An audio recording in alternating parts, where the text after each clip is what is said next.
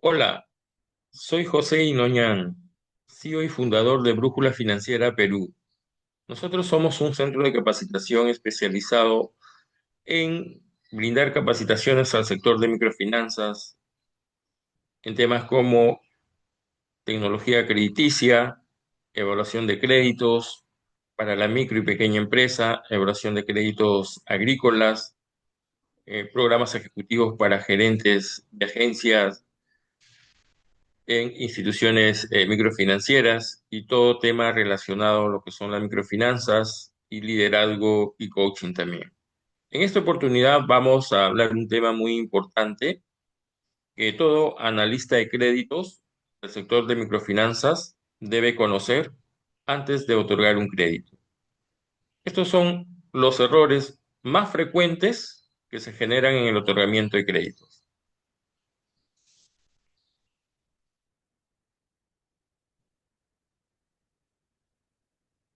Bien, como les indicaba, vamos a ver los errores más frecuentes que se dan en el otorgamiento de créditos.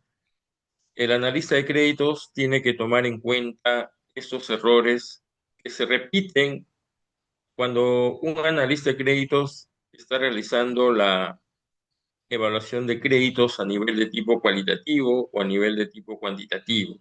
Entonces, a veces por el apetito o el ánimo de la presión de poder llegar a la meta, muchos analistas de créditos, y esto lo corroboro con experiencia, a veces saltamos algunos de estos puntos que vamos a tocar y vamos a detallar en el presente video, ¿de acuerdo?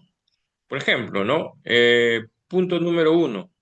A veces muchos analistas de créditos con el ánimo de agilizar el crédito y que sea más rápido otorgar el crédito, muchas veces cometemos el error de no hacer participar en el crédito al cónyuge del cliente, ¿no? Ya sea casado, conviviente o pareja, muchas veces no lo hacemos participar o el cliente no nos quiere dar información de su cónyuge por un tema de que probablemente esté mal calificado en la central de riesgos, ¿no? A veces ocultan esa información. Y de acuerdo a mi experiencia, se ha dado casos sobre este punto.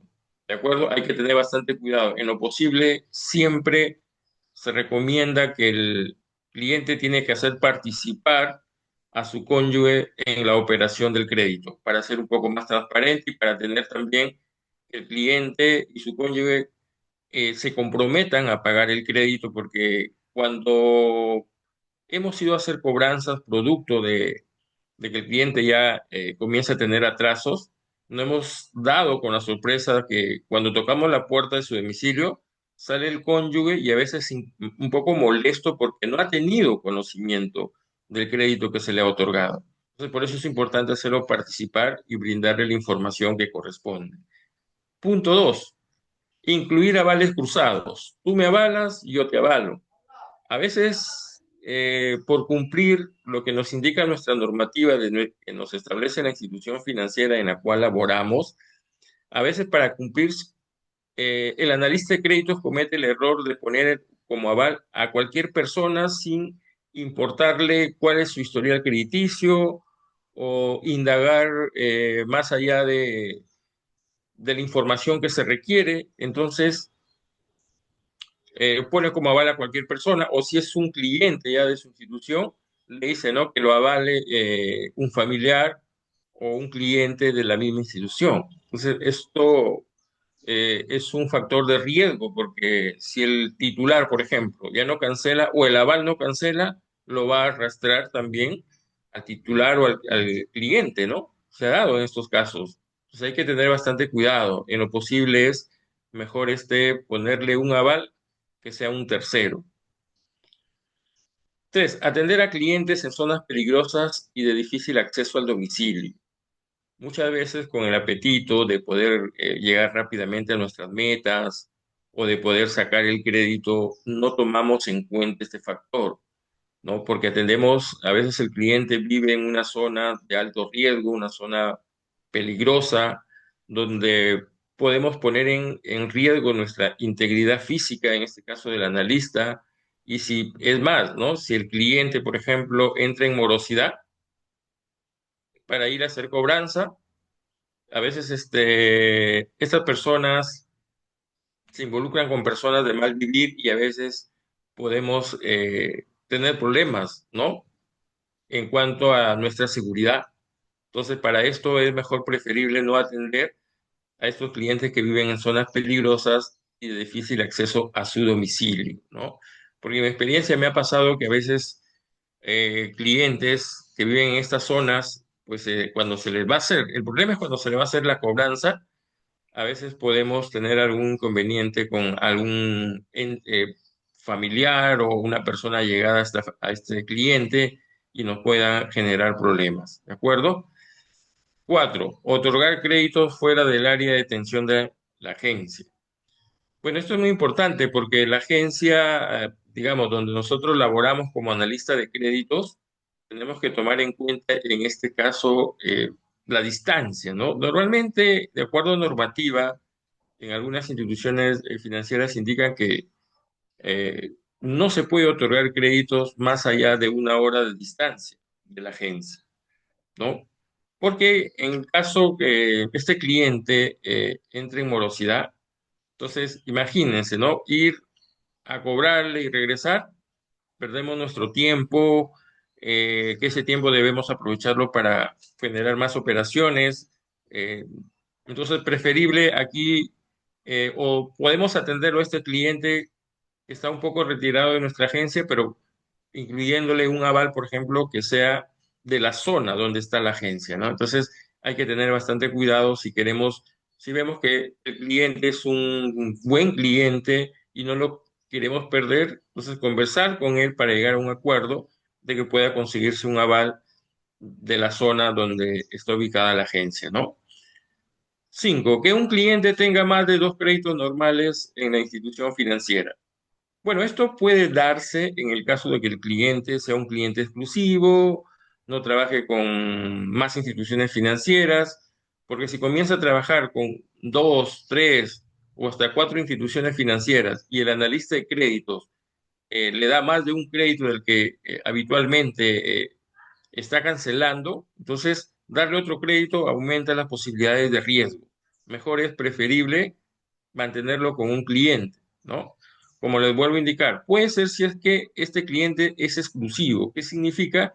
Que si solamente trabaja con nuestra institución. Seis, otorgar créditos a más de un integrante de la familia. Efectivamente, en experiencia, ha habido analistas de créditos que le han dado crédito, por ejemplo, al papá, a la mamá, al hermano, al tío, que viven en el mismo domicilio. Y esto es un factor de alto riesgo, porque si se cae cualquiera de los integrantes que pueda hacer que te dejen de pagar, ¿no? El resto también lo va a seguir y no te va a pagar. Entonces hay que tener bastante cuidado con este punto, ¿no? Siete, crédito que he desviado destinado a familiares o amistades. Bueno, en mi experiencia, ¿no? Como gerente de agencia en algunas instituciones financieras, eh, esto he evidenciado, por ejemplo, o es uno de los factores en los cuales el cliente, digamos, tiene problemas de pago, tiene problemas de atraso. ¿Por qué? Porque no invierte el crédito que ha solicitado en el negocio, sino lo destina a un familiar o a una amistad o un amigo. Entonces, y a veces cuando le vamos a hacer la visita de cobranza, el cliente sale renuente y nos dice, no te voy a pagar porque ahí recién nos enteramos de que el crédito no ha sido para él.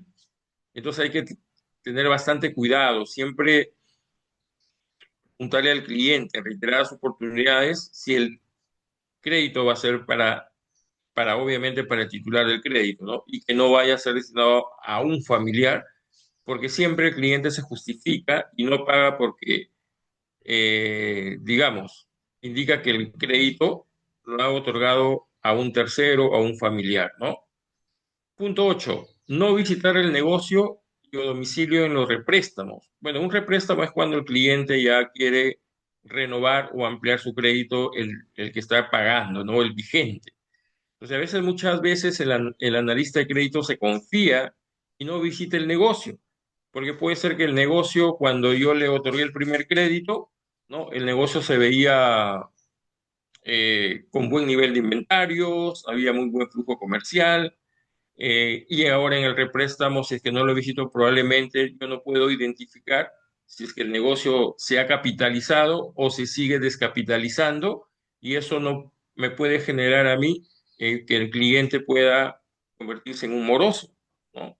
Y también visitar el domicilio para ver básicamente, ¿no? Cómo ha mejorado su calidad de vida o está en peores condiciones, ¿no? Entonces, eso lo corroboramos in situ con la visita tanto al negocio como al domicilio, ¿de acuerdo?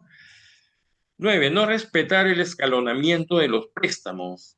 ¿Qué significa no respetar el escalonamiento de los préstamos o de los préstamos? ¿No? Significa que, por ejemplo, si yo bancaricé a un cliente o le otorgué un crédito a un cliente que no tenía previa experiencia crediticia, por ejemplo, le di 1.000 soles. Y en el segundo crédito, bueno, el primer crédito lo viene pagando puntual, ¿no? Ya está en el 50% para darle el représtamo, pero quiere 10.000 soles. Entonces, si me ha manejado 1.000 soles y su historial crediticio en la central de riesgos me indica que nunca ha manejado ese nivel de endeudamiento de 10.000 soles, entonces, ¿por qué yo tendría que darle los 10.000 soles?